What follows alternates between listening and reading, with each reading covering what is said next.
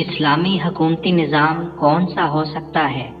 مسلمانوں کے معاشرے میں جہاں پر مسلمان رہتے ہیں، بستے ہیں، وہاں پر وہ کون سا اسلامی حکومتی نظام کو فالو کریں گے؟ کیا وہ جمہوریت کے پیچھے چلیں گے یا خلافت کے پیچھے چلیں گے؟ اس بارے میں حامد بھائی سے ہم رہنمائی لیتے ہیں۔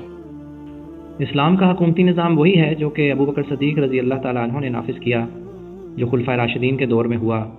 وہی خلافت کا نظام ہے کہ ایک خلیفہ ہوگا، اس کے ہاتھ پہ بیعت ہوگی۔ جہاں پر مسلمان رہتے ہیں جس بھی معاشرے میں، ان کو چاہیے کہ خلافت کا نظام قائم کریں اور قرآن و سنت کا نفاذ ہو اور سارے قرآن و سنت کے اوپر عمل پیرا ہوں۔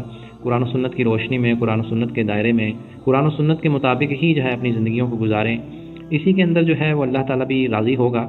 اگر ہم اس طرح جمہوریت کے پیچھے لگے رہیں گے جو کہ خود ساختہ کافروں کا نظام ہے، تو اس میں نہ تو کوئی برکت آئے گی، نہ کوئی رحمت آئے گی۔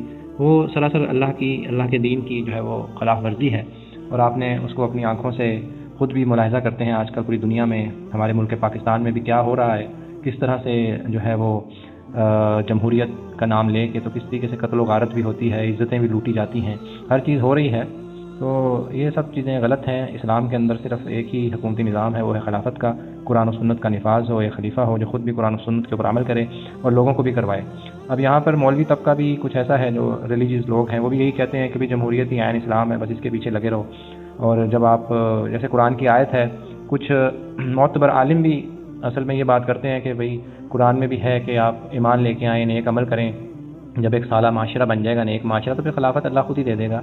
وہ تو اللہ تعالیٰ نے ایک قانون بتلایا ہے کہ جہاں پر ظاہری سی بات ہے، جہاں مسلمان رہیں گے، مطلب ان کا عقیدہ صحیح ہوگا، عمل صحیح ہوگا، نیک عمل کریں گے، تو پھر اس کے بعد تو ڈیفینیٹلی وہ خلافت کی طرف ہی جائیں گے، اس میں تو کوئی شک نہیں ہے۔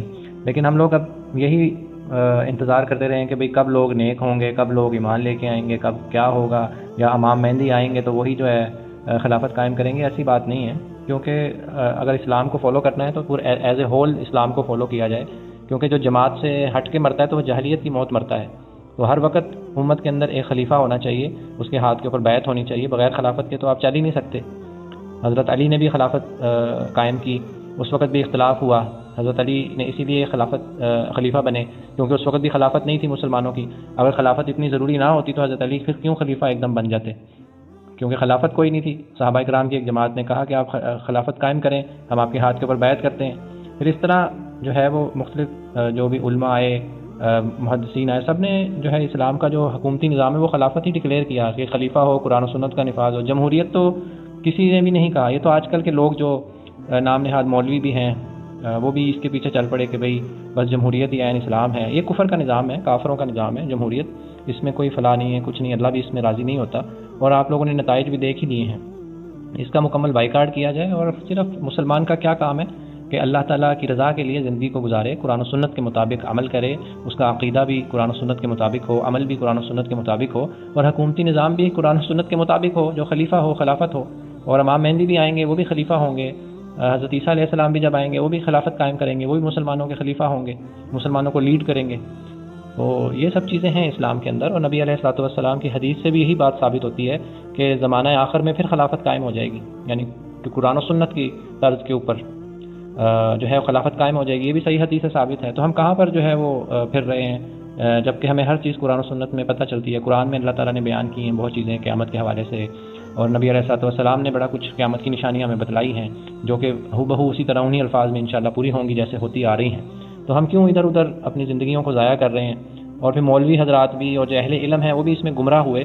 وہ بھی کچھ لوگ جمہوریت کو عین اسلام سمجھ کے تو اس میں سیاست کے اندر اتر آئے، اور پھر ان کی جو مٹی پلیت ہوئی، ان کی جو عزت، جس طریقے سے عزت جو تھوڑی بہت بنی ہوئی تھی اس کی دھچیاں اڑ جاتی ہیں۔